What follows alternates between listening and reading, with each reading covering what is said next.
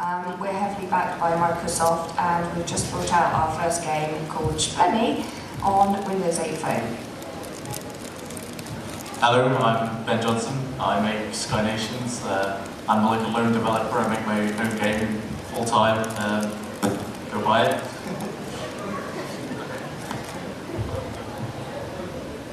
Hi, I'm Lewis Dean. I'm CEO of a games company called Game Interactive. We're also heavily backed by Microsoft, and that game Spectre is coming out on Xbox One next year. I also bring light to the world. And game is coming out next month on Xbox One. Hi, my name's Sam Reed. I'm the director of a company called Hypersloth, who are based in Huddersfield. We're making our first big game called Dream, which is currently on early access. Everyone has done something much cleverer than I did. They actually see what game they're working on. I'm working on a game called The Marvelous Mistake, which everyone can have a go after this. Okay. What I wanted to ask was, with the proliferation of YouTube channels that are showcasing indie games all the time, how much does that put pressure on you as developers to push out a working model as soon as possible in order to build the hype for your game?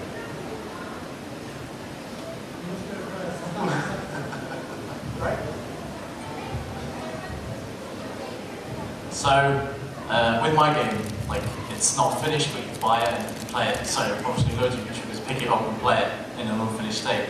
And I think that, regardless of whether like you've got a YouTuber playing it or like a normal person, it should be of like a standard where you can play it and there's not too many issues, as long as people know that it's like in development. So you've got to stick like, this is in development. There's going to be bugs like all over it to make sure. And I think it doesn't matter too much if people see broken things if they know the state of the game. And I think that's important to make sure, as people that are YouTubers, that need to make sure people know that it's not done or it's early access or things like that. I think with the proliferation of it, it just really helps the games regardless. It helps people understand how games are made as well, because you see like the evolution of different things and you see how long it takes to do different things. So like, I had a feature, it takes like a week or so. You can understand how that affects other features and how long it's going to take to do that. And if people report on that, that's really cool, because now it's to a wider audience than I could ever appeal to. I think for us it depends on your marketing strategy, and I know that indies are becoming more and more aware of the fact that they have to do marketing as well. So, I mean, with us, our game as a demo was BAFTA nominated, so we had no choice but to allow everybody to sort of know what was going on right from the beginning, because we never actually intended to make it into a full game in the first place. But yeah, I mean, with other games that I've worked on with other companies, it all depends on what the marketing strategy is as to whether you allow the public to sort of play it right from the beginning and know all about it, or whether you wait to a certain stage and then allow it out. Yeah, I think our philosophy has always been, as soon as we've got anything playable, we let everyone have a go at it, because people figure out bugs. People love finding bugs. If it's on YouTube, it's funny. Things go wrong. People know, people understand that when games are in development, things are going to go wrong. And to actually have a record of that and see how you've been improving, I think that's fantastic. And plus, the other big issue we have as indies is visibility. And having people knowing about the game is just a huge issue for us. So the more people who play it on YouTube, the more people who spread the name of the game and the name of your organisation, the better, I think. Any more questions? I can add a tiny bit to that, which is I used to work doing R&D, and something that we always fought for, and we always kind of seemed very frustrated about the AAA industry, was that there was very little prototyping, and games were very often playable months after they were conceived. And something that I was very passionate about was getting something that you could play after a week or 2 weeks worth of development. And what's actually quite happy for me is that people on early builds and getting excited about it plays into that really, really nicely. So this is actually something that I was very passionate about already, and this is even better from my perspective. I would also say if you're if you're making a game that's released in an unstable state of the community, write all of the alerts and pop-ups when it fails in the first person. Because if the game says I'm sorry, it goes a long way. Hello? Hello. Hello. That is loud. I'm a loan developer, working part-time on the first game. It's only part-time because I need to fund mine and my family's life, of course. What's your advice on making that leap from being part-time to being a fully funded or backed career? It's scary for a start. It's something you've got to just... For us, we reached a certain point where we said, right, we're just going to do it. And it was... You find the pressure to deliver then helps you make that leap. So you've got to just jump off the ledge and you know, hope we'll find your way. Yeah, so with us, when we decided to take the company full-time really, and have an office and all that kind of thing, we didn't see any way of actually funding the game apart from with a publisher. So we went from really being students to being in full-time work for ourselves. So being indie, I don't think it's sort of a dirty word to have a publisher now. Depending on who you talk to, you'll hear different things, that some people have good experiences, some people are bad. But really when it comes to publishers, the thing what people worry about is sort of deadlines and sort of them chasing you. But the only reason a publisher would do that is if you have like a certain date to hit and certain milestones which you can't move. But because mainly indies are digitally distributed, it's not so much a thing like you don't have to buy shelf space in game, you don't have to sort of tell everyone it's coming out on a specific date because you probably have early builds out already and things. So publishers are definitely a good route to go down if you want to. So, I kind of work from your standpoint. I worked as a contract programmer on an MMO middleware, and I left that and because I wanted to basically there was a bunch of events, but basically I wanted to make my own game and carry on. I'd been working on it part time, as you are, and so I worked on it for quite a while, and then I released it onto Zora to start getting the money in, basically. So. Going from that standpoint is quite a scary thing because you don't know who's going to buy your game, you don't know who's going to look at it or even if it's good yet, because if you play it by yourself or in a small group of people you can't tell if it's a good game or not yet. So I haven't quite got the same requirements as you, because obviously you've got a family, whereas I just do some of my own. So it's a really hard jump, and I think when your project reaches it, and you know this is a game that people will like and people will play and people will buy, I think you'll probably know, now it's time to take this to market and really get people interested in it. Maybe that helps. Money. I think that's the main thing for all of us. We kind of need money to survive. And I mean, a good example, I suppose, is the Chinese room who did Dear Esther and Museum Machine for Pigs. They actually still work remotely. So although they keep the art team down in Brighton, the rest of the team are all over the country. So they don't have those overheads. And I think that's probably a good way to go, to start off with. Don't lumber yourself with rent and business rates and things like that, but actually get a team together and start working remotely. And get the game out there. And then hopefully, I mean, even if you just got to a demo stage, you could possibly take it to a publisher or, one of the platform holders, and they might fund you for the rest of the game. I think the Chinese room, I think they went through a special fund, didn't they? It was the one that 2D Boys set up. I can't remember, it was called the Indie Game Fund or something. So there's always options like that out there. I mean, we went a different way again. We worked on a game part-time for a year. We entered the casual space, so it was a game released on the website called Big Fish Games. And that game was called Tributes 2, did well enough to fund us for about 6 months. And then that money's slowly gone, obviously over the last year. But we've managed to do some contracting and different things to keep going. So there are ways to keep yourself funded, but not go back full-time.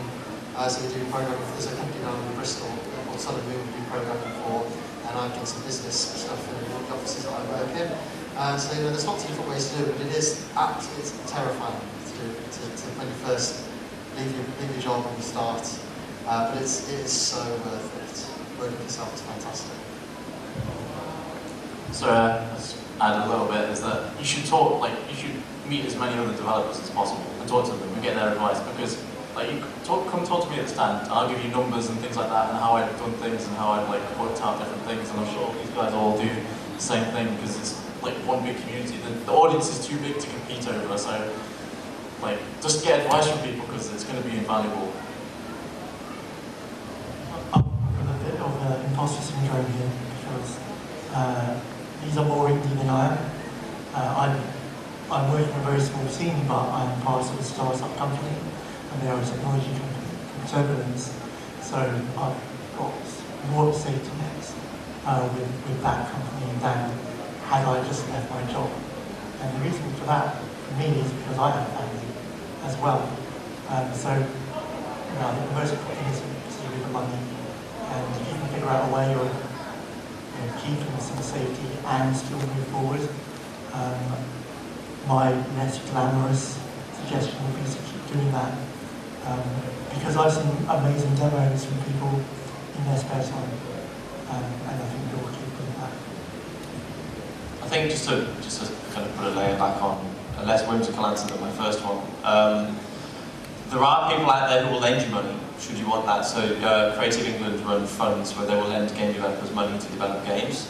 But at that point, you've got to kind of put a business head on, and you need to, if you're going to do it full time, you need to develop a business head, and you need to say, right, okay, so it costs me this much to live for 4 years, so I know I need to do X number of sales. And then if somebody lends you money, you need to have the confidence in your ability to perform on those sales so that you can pay back. And so, there are, as a first stage, you sit down and analyse what you're doing as a business, and if the answer is yes, then do it. If it comes as this is feasible, then try it, because the cost of failure isn't that high, and the cost of success is very good. But don't be afraid to try. I think if you think about it too much, you probably won't do it. So, just get on with it, get it out there. More questions?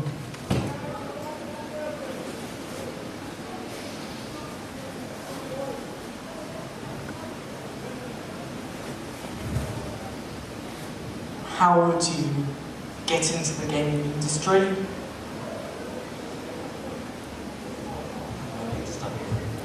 So the way we got in was we couldn't find, it wasn't just we couldn't find jobs, we knew how hard jobs were to get, so we went in with the mindset of that we weren't going to get one. So we started our own company, and the way we did that we were literally 3 students who were just sort of finishing university, and we pretty much worked out of our bedrooms for like a year, just sort of working together. And then at that point, we had sort of been greenlit, we had invested a lot of money into going to shows like Eurogamer, and that's really just the way to sort of force your way in. Like, no one can stop you sort of just actually going to a show like Insomnia or like Eurogamer or like Res. So that's how you get in, and then really like what the guys were saying before, just talking to everyone, sort of meeting your peers, meeting either sort of publishers or event holders and all that kind of thing. And sort of before you know it, you're sort of on a panel and talking about how you got there. So yeah, it really just sort of forced your way in. If you want to specifically look at a job, so you sort of be a small cog in a big wheel and work on something like COD or GTA or anything, I'd say you'd have to specialise. So if you want to be a 3D artist, pick the type of art you want to do. Don't try and do it all, so like animation or rigging. And if you want to be, I don't know so much about programming, but if you want to be a programmer, I guess there's things you can do, like specific languages. But yeah, so if you want to be an indie, if you want to become a programmer, you can learn how to code. That's the best thing. But also as well, just whichever path you take, whether it's indie or whether you want to go to AAA, just to actually make games. So get an engine like Unity or Game Maker or anything like that, and just prototype things. I would probably be even more direct to that and say download Unity when you get home and say by next week you're going to have made a game. And set yourself a goal of I've got 5 days to make a game. And you will do something by the end of it, and you'll get to the end of it and say, oh well, I didn't actually think of doing it this week, I could put it off, maybe next week I'll make a more ambitious game, and then you kind of scale up, and it's kind of build your skills and build your skills. And you'll find that kind of approach to attacking indie dev in particular. So can I ask you a question? Are you looking to be a kind of a AAA developer or an indie developer? Indie, yeah. So just start making games now, and then keep making them, and tell everyone to stop everyone who tells you to stop making games and tell them to go away. So one of the... Oh, sorry. You got another question? How old are you, if you don't mind me asking?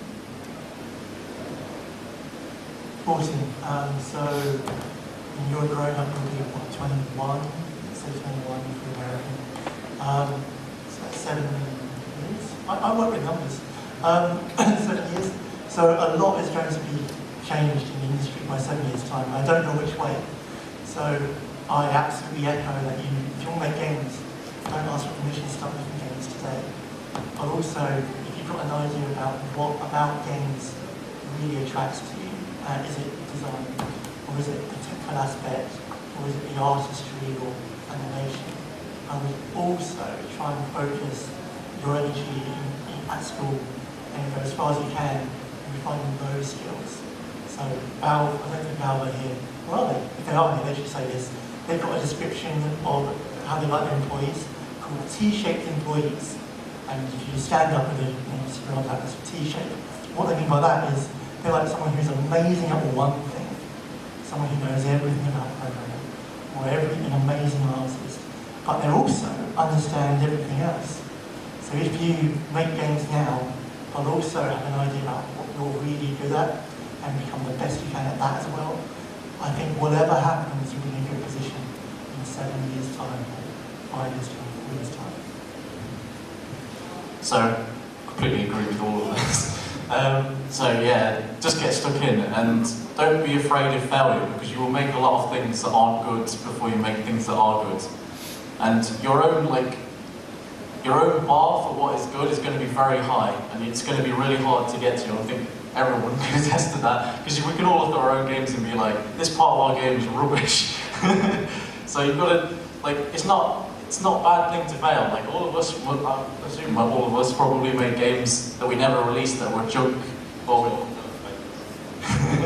before we get to games that we like, and before, it's all about developing skills. So you could make a really ambitious project and never finish it, but you've learned things going into that, and you've learned a lot.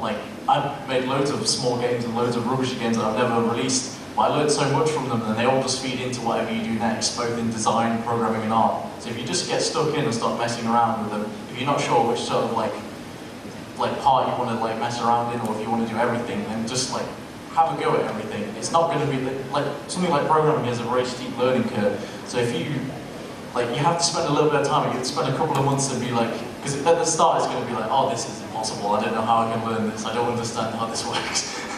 But once you get going, you'll start realizing and unlocking doors in terms of what you can make, and it just comes from there. And just developing your skills is just unlock. How do I do this? Unlock this door of knowledge to get to this part. Yep.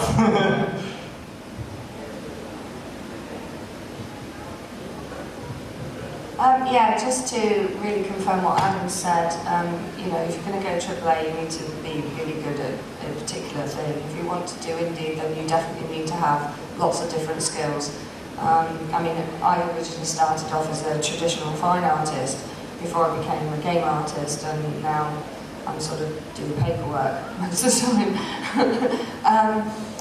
And there are plenty of free tools out there to get learning. Game Maker and Unity is free to play around with and learn, and there's lots of YouTube tutorials and everything. So just get out there and make games and network. Get involved in the community that you want to work in, because we are all very friendly and we are like a big family. It doesn't matter how big you are or how small, we all know each other and we're all friends with each other. So just get involved in our community as much as possible, talk to people, and you learn so much just by talking to people that are in the industry. So go for it. Yes, it's hard to know what to add to all that, really. I definitely second everything that everyone said about getting into programming and getting into all the artwork as well. I'd also recommend downloading something like Blender to learn about how 3D models get together and work and try animating, because that's a lot of fun. So then there's recently found out, sorry? 3D code, yeah, 3D code, so code. Anybody's better. And you have a lot of discussions like this. Yeah, get involved in the community, do some game jams. Do you know what game jams are? So they're like 2-day competitions that they get run all over the internet. The biggest one's called Legendary. That runs, I think there's one coming up next weekend actually. Global game jam as well. No, it's next weekend, is it? No, it could be this weekend, I don't know. But it's coming very soon, and the great thing about that is you feel more like you're doing with a lot of other people. Plus they've got a big blog which everyone can contribute to because see what other people are doing. And there's a theme, so you can see how other people interpreted the idea that was presented at the beginning. So it's all really interesting stuff to see how other people think, and you meet friends that way and meet contacts that way, and it's always good to have a group of people which you talk to when you're doing game development and things. Good afternoon. So you deliver your games to different platforms. Did I get it that yours was aimed at the mobile market? Did you say that? Yeah. Sorry, the lady. We can't see anything. Sorry. Yeah, hi. Well, our original concept 2 years ago was made at the Global Game Jam. So we made a demo. It won Best Art, was nominated for Best Tech, won the IGDA Playtest Award, and then was BAFTA nominated. It was very mobile, and Microsoft picked it up. We were funded through App Campus, which is quite a good funding system. You don't have to pay any of that money back, so that's quite nice for us as a startup company, in that we've been given this money that we don't have to pay any of it back. The only deal is that it's exclusive on Windows 8 for 3 months, and then we can do what we like with it. So yeah, it's definitely mobile, what we do. So I was interested in, you mentioned a few tools, Unity and some others. I didn't catch all the names. I'm not a programmer, so I don't know. But I'd be interested to find out a little bit about the technologies. If you're delivering to different platforms, do you have to use different tools, or? No, I mean, Unity is an engine, so there are several different engines out there that you can use that deploy to all sorts of different platforms. So with Unity, you can deploy to Windows 8 Mobile, iOS, Android, Xbox One? Yeah, Xbox One. So it also covers consoles as well. So you make the game with that engine, and then you have to tweak it and do bits and pieces, but the majority of it's all sorted and done for you to deploy to other platforms. So that makes our life an awful lot easier. There are other ones out there as well, like Marmalade and Monkey X, Coco 2DX, Coco 2D, Unreal. Yeah, it depends what sort of game you're making. I mean, we tend to make we do a lot of animation, a lot of 2D, so we tend to use engines that cope with that. But if you were doing a 3D game, I mean, Sam, at the end there, he's doing a 3D game and he uses Unreal, so that's particularly good for 3D. We wouldn't have made our game in that, you know. So you need to look at the different engines and what they do and what sort of game you're making. I think most game engines are trying to be a lot more broad now. So Unity used to be mainly 3D, and it sort of struggled to get into 2D with it. But now they brought out all their 2D tools, so it's just a lot more varied. When it comes to things like Game Maker and Stencil, that's pretty much just 2D games, but they can go to any platform. Like Phil was saying, we use UDK, it's Unreal 3. Unreal 4 has actually just come out, so sort of Unreal 3 is a bit defunct now, but those engines are really built around just 3D. But when it comes to the engine, because they're becoming so broad now, really it's just what you actually feel comfortable using. So most of the time it'll be what you've learned in. So we've learned in UDK, so we'll probably move on to Unreal 4. But we have to look at things like Unity because they have such a big community as part of them that we might actually sort of go there. And it wouldn't take a lot of time to move engine because it's a lot of the same logic, a lot of the same things, just under different names. But really it's just whatever you're comfortable in at this point because they all cover nearly every platform. So, like, use me as a tale of caution, because I made my own engine for my game, which isn't too bad given how the game is, because it needed to be like performant in what it does, which at the time like other engines didn't do. But when something breaks, or when you need to add something else, that's you that's got to do that. So when something like really hardcore and low level is not working under everything else, that's you that's got to fix that, or you that's got to understand how that's broken. Whereas Unity, like Sam said, it's like there's a million other people having your problem, and they're gonna be like a million forum posts, and they're gonna say how they fixed it. And even if you can't find it there, you can talk to the Unity developers, and they'll probably like reply to you and say, well, it's this or that. I mean, the community manager is pretty good for Unity. We actually met her at last Insomnia, so yeah, just use a pre-made engine.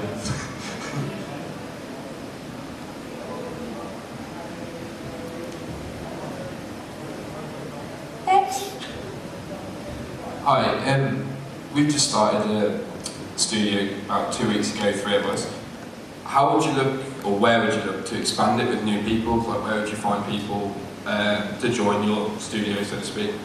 At a game jam, we find it's the best place. And what we generally do when we're recruiting is we won't put out recruitment mode notices. We'll go to big game jams, and we will find random people to work with us, because if you haven't killed them after 48 hours of being right next to them and annoying the hell out of you, then they're probably someone you can work with.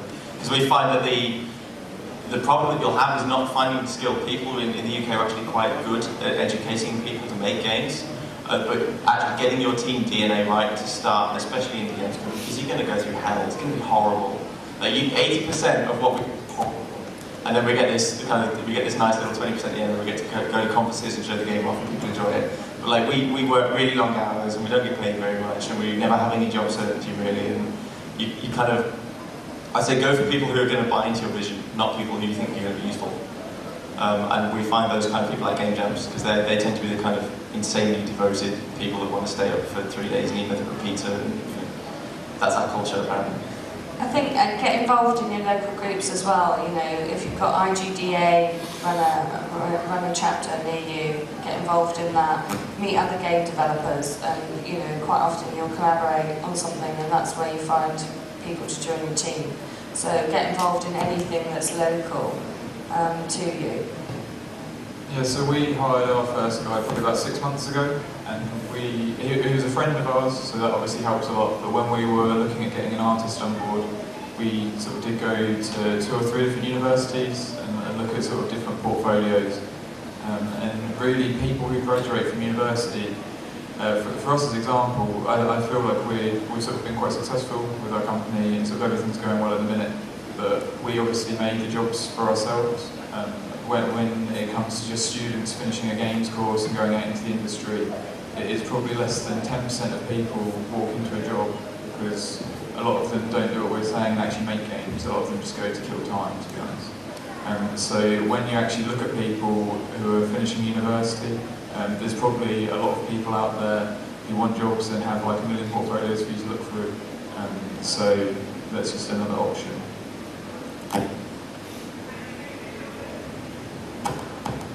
So, like, one of the things is that you guys are all interested in game development, right? So you'll probably have other friends that are into game development, maybe that as a group you don't know, so like one of you has a friend, and that tends to work quite well for me anyway, that I've met friends through friends and stuff like that, because we're all interested in the same things. And like, making indie games, you can't just be a bunch of people that have no connection with each other, or have like no relationship, like you're not interested in the same things, because you, like they said, you're going to be through hell. It's going to be horrible.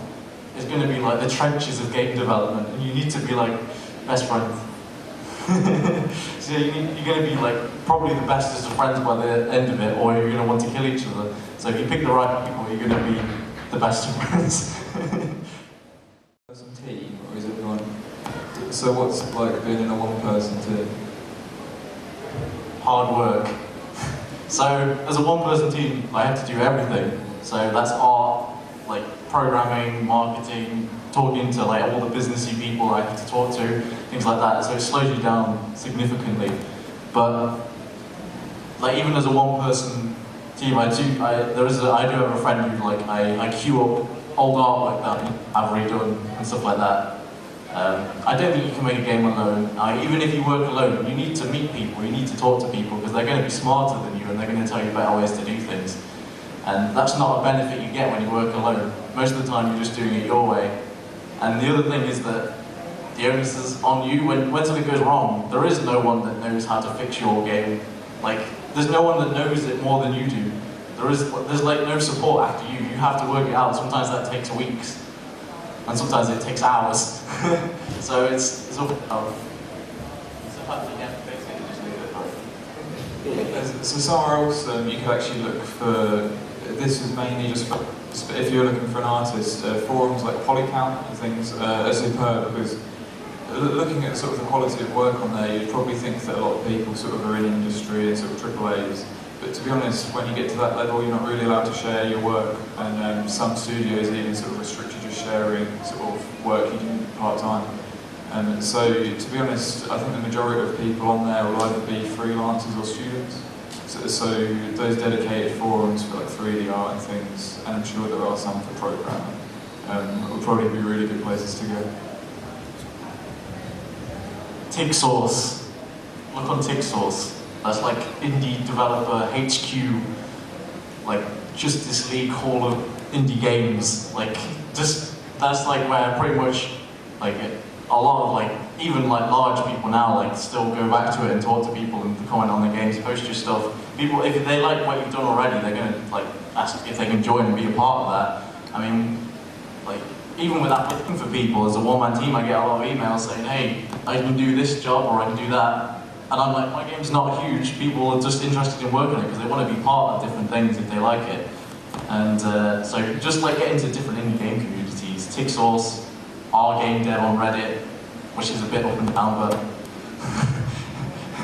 and Twitter is another thing. Like Twitter is a big thing. Like at least for me, anyway. I don't know about you guys. Hash game dev always has like someone. If you tweet something out, hash game dev, somebody will reply at the end.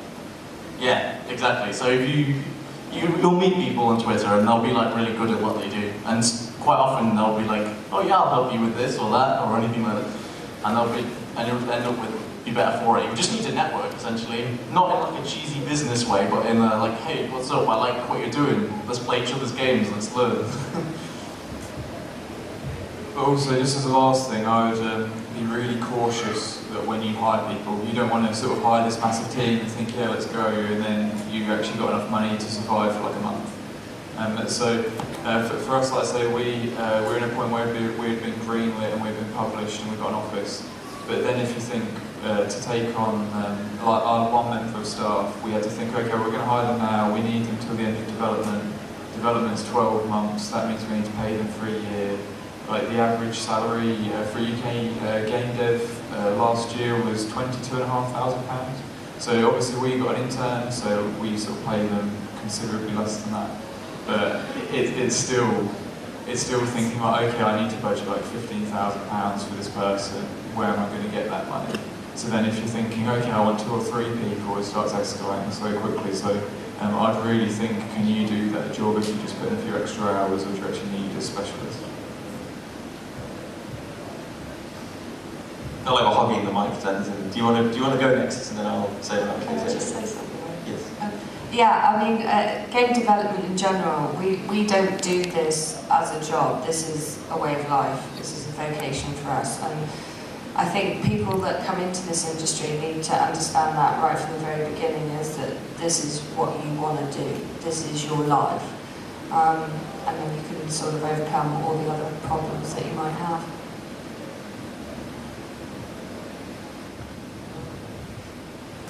Yes, we generally don't, we haven't actually hired any actual full-time staff or anything. We've hired a few freelancers. My advice there would be get them to do something small first. Don't say, this is the person we're going to go with, they're going to do the whole lot. Get them to do a small job first, pay them for that, see how they did with the timescales, and that gives you a good idea of how reliable they're going to be for the rest of the project. We've had a few nightmare scenarios in that respect. So yeah, that's the only thing I can really add to that. This isn't very well known, but the Job Centre will give you money to make games. So you can go and apply for what's called an enterprise allowance, and that's actually how we got started. And they will give you 6 months of job seekers allowance, but with none of the strings attached, as long as you show a viable plan for what you're doing. So if you're super serious about starting a games company, write that into a plan and take it to the Job Centre, because they'll cut all the crap out of your JSA for 6 months, and you can focus on making games if that's what you really want to do. Okay, any further questions? Anybody?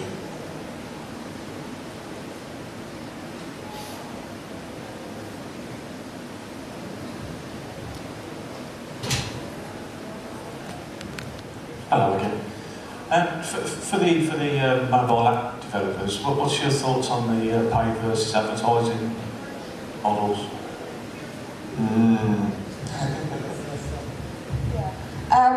Well, we've particularly not done free-to-play with our game. We've rebelled against the free-to-play. There are no adverts in our game. We will not be putting adverts in it. You get the first 8 levels free, and then it's $1.49, and you buy the game outright. Now, the rest of the industry are kind of like, that's not going to work, we're not going to make any money from this, and all the rest of it. But we kind of really wanted to make a stand that we were not going to do a free-to-play game, because as a parent as well, I feel that I'm fed up with my children keep coming up to me and saying, I can't get any further on this game because I need to buy some more coins, or, you know, whatever. So we've particularly not done free-to-play.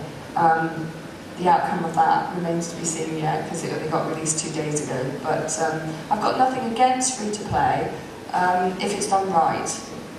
But as a money thing, I think there's too much rubbish out there with the free-to-play, and as a developer I'm fed up with it, and I think quite a lot of the public are fed up with it as well, but we have to make some money somehow, and so I can understand why people do free-to-play, and particularly for the Chinese market. I mean, that's all they do. They don't do premium games at all. It's all free-to-play. So I think it depends what your game is and what you're doing, where it's going and things like that. Regarding monetisation at the moment, it's not really a decision you can make in isolation away from the design of your game. So we dabbled with free-to-play, and I found it very complicated because you have to have an awful lot of moving parts in the game design itself that have to work in sync with people who pay. And that was kind of hard. I kind of regard that as a very a lesson hard learned. Which is one of the reasons why, for example, that our new game, Mistake, isn't free-to-play, and it was because we just could not afford to worry about that aspect of design as well as making it really, really fun. So we decided not to, and that just made our lives easier because we were a very, very small team. So I should preference this by saying I don't develop free-to-play games. I just develop sort of full retail games for Steam, and so Mac and PC again is a totally different market. But as a consumer, I absolutely love free-to-play games. I play a ton of free-to-play games. But it's just one of those things where the free-to-play has to be done properly. So for example, Dota 2 is a PC game, but it's free-to-play. But at no point do they put a barrier, sort of stopping you progressing or doing anything like that. People just put in money for cosmetics, and as a consumer I sort of put in over 100 hours on that game. So I buy these cosmetics not because I actually really care what they look like. I feel the developer has earned that money off of me. And the only 2 games was Dota and Angry Birds Go. Now one of the issues of Angry Birds Go is they pretty much made a really, really nice game, and if you sink £5 into it, then it's a really good experience. If you don't put that £5 in to pretty much get double points, then you're actually just grinding a lot, what some people like, but it's more where in Dota, because they've actually sort of pretty much separated it from the game, it's an extra thing you can buy, it works really well. But yeah, if it's actually holding back progression and making it the game design worse unless you put in money, then that's sort of the issue. So I guess it's, if you have some amazing new idea of how to do free-to-play, because no one's really worked out properly yet, then you should do it. But at the same time, you shouldn't just sort of think, oh no, free-to-play is getting a bad rap, I'm not doing free-to-play. We were just going to make Flappy Bird and stick adverts in for loads of money, that was our plan. So, I'll preface with I don't make mobile games either, I'm just like PC and consoles. But there's like, don't block progressions like everyone said, but also if it's like multiplayer or it has like local multiplayer, something like that, don't unbalance it for money, because it's just going to make everyone angry, and it's not good game design to have like someone be able to, like say if it's a shooter or something like that, don't make them buy a gun that's better than what anyone else can earn. There's plenty of good examples of like games like Dota 2, Team Fortress 2, things like that, and maybe they don't apply very well to the mobile market because there's not that many multiplayer games, and the aesthetics don't, I guess, aren't as effective. I'm not sure what the answer would be to that in terms of like making really good free-to-play games that where you get something for your money, but it doesn't ruin the game for everyone else. There's one actually just out, and I'm not affiliated with this game. Hearthstone is a fantastic example of a free-to-play game, but it's not really free-to-play because you buy cards. And that's okay because it's a card game, and everyone's okay with that. But it doesn't. It's just beautifully done. Very good. I think it's a lot about perception as well. Like a lot of game development is perception of how people see things and contextualizing them as well. So like cards are like, it's okay because they're cards, right? And that's like a really good, like you've got to think about how it fits into the game and how it works like that. Because if you have like, I'm buying some gems, that in my head then that's currency, I'm buying game currency, and that's not good.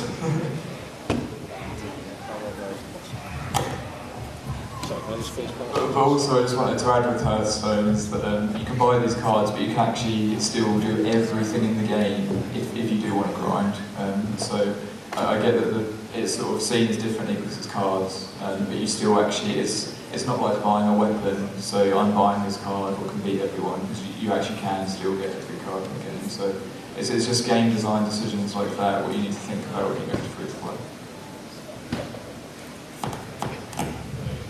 Yeah, I don't like free-to-play games, generally speaking. The only one I do play is Team Fortress 2, and I've never actually given any money to it. So I'm in two minds about it. I certainly don't like games like Candy Crush, things like that. I've tried those, and I do feel there's a lot of pressure on the player to find more moves at the end of the game and everything. I think that's wrong. I don't like that kind of pressure on the player. I think it's the wrong kind of game mechanic. I just don't like it. I've always preferred to pay up front for a game. The point I normally make is Plants vs Zombies and Plants vs Zombies 2. I really love Plants vs Zombies, the original. Played it so much, completed it over and over and over again. Really enjoyed it. And I was really excited when they announced the second one, but when it was free to play, I thought, well, I'll give it a chance. And I played that, and I just felt on guard all the time while playing it. Are they going to try and make me spend some money at this corner, I have to buy these plants, I don't really need them, but should I support them? And I would have actually paid an actual fee for the game outright to start with, to just have access for it, and in the end they had no money from me at all. So that's just my feeling on it. I just don't like it. Any more questions?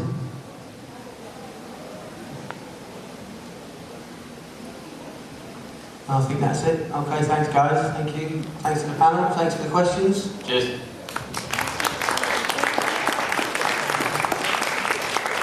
And I just wanted to say that most of us are sort of hanging around the indie booth and things and floating around the exhibition hall, so if you just come find us, if you think of any questions, just grab us. Yeah, in fact, please come and find us and have a go on our games and maybe buy some. That'd be awesome. I don't know when we have to get out here, but we're going to be like there in a minute, so you can come and talk to us there if you don't want to find us. Yeah, you have to come to the booth, that was a lie.